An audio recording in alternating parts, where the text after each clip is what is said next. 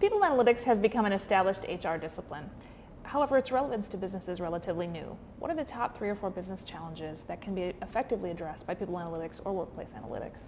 I'd say, there's a number of areas. And the first thing I'd always say to a company that was looking at doing this is focus on the business problems that are relevant to your organisation.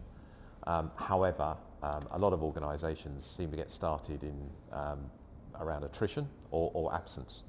And that's partly because it's probably a problem for many organisations, particularly if they look at certain business critical job families on the attrition side.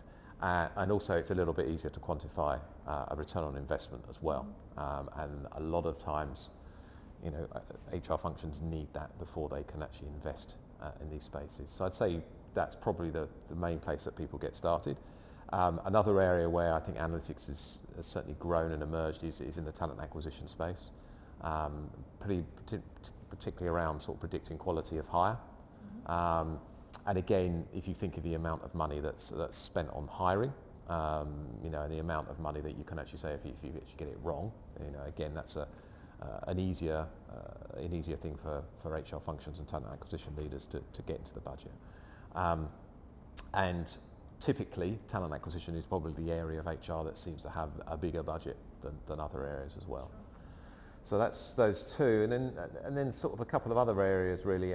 Engagement or employee experience, which isn't quite the same, but with engagement, particularly looking at what are the drivers of engagement that potentially lead to improved business performance, and trying to quantify whether engagement is as a leading or lagging indicator.